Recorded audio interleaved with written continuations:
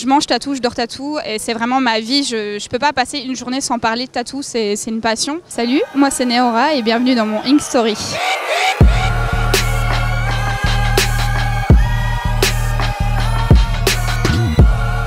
Alors moi c'est Neora, je suis tatoueuse en Belgique dans une ville qui s'appelle Ciney. Je dirais girly, coloré et majoritairement féminin. J'ai directement été attirée par ce style-là parce que c'est le style que je me fais tatouer moi-même. Donc j'ai directement été plongée dans un style voilà, majoritairement coloré. Quand j'ai commencé plutôt vers de l'aquarelle parce que je trouvais ça plus permissif au niveau de la technique. Et dès que j'ai eu une technique assez suffisante, je me suis lancée vraiment dans le néotrad coloré comme je fais maintenant. À la base, je n'étais pas du tout censée devenir tatoueuse, je voulais devenir architecte.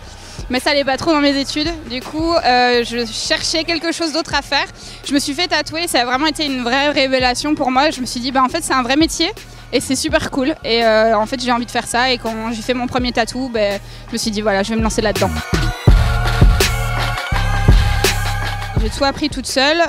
J'ai rencontré mon compagnon avec qui on a ouvert le shop. Et c'est lui qui m'a beaucoup aidé, beaucoup aiguillé, etc. Donc j'ai commencé vraiment toute seule, mais il m'a vraiment perfectionné dans mes techniques et c'est grâce à lui que j'en suis là où je suis actuellement. Pour moi, il y a vraiment les deux phases, donc soit apprenti autodidacte, donc c'est les gens qui trouvent pas d'apprentissage et que malgré tout, ils se lancent tout seuls. Ou alors il y a vraiment l'apprentissage en salon. Moi, je recommande quand même vivement l'apprentissage en salon parce que, étant donné que j'ai appris toute seule, j'ai fait quand même des erreurs, etc. Et je conseille vraiment aux gens d'être patients, de ne pas faire entre guillemets la même erreur que moi, de bien travailler leur book et de chercher vraiment l'apprentissage dans un bon salon. Il ne faut vraiment pas s'enfermer, il faut vraiment être à la recherche d'un maximum de rencontres parce que c'est grâce à ça qu'on évolue vraiment bien. Moi, je me suis beaucoup fait connaître via les réseaux sociaux, via beaucoup de groupes Facebook qui étaient dédiés au tatouage, et puis via Instagram, mais c'est vraiment principalement les réseaux sociaux. Après, comme j'ai fait beaucoup de choses assez vite, j'ai fait très vite des conventions. Au bout de 5 mois de tatouage, j'avais fait ma première convention, et du coup, j'ai adoré ça, et j'ai commencé à faire beaucoup plus de conventions, ce qui m'a énormément appris en tant qu'autodidacte. Je trouve que la notoriété, c'est vraiment quelque chose qui s'acquiert, soit vraiment en convention, ou en guest. On a fait aussi beaucoup de guests avec mon chéri, etc. On a beaucoup voyagé et aller en guest, ça permet aussi de rencontrer plein de gens qui ont des techniques et on les regarde travailler, on se dit franchement, je m'attendais pas à voir ça et c'est une super bonne idée. Moi, je suis plus team flash parce que dessiner, ça prend du temps.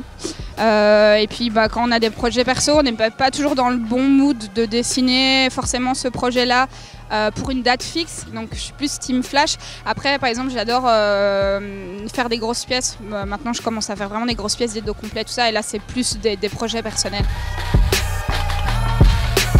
Franchement, mon cœur balance. Je dirais à manger comme ça dans la rue, je dirais une gaufre de Liège, mais en dessert, avec de la chantilly, des fraises, ça sera une gaufre de Bruxelles, quoi.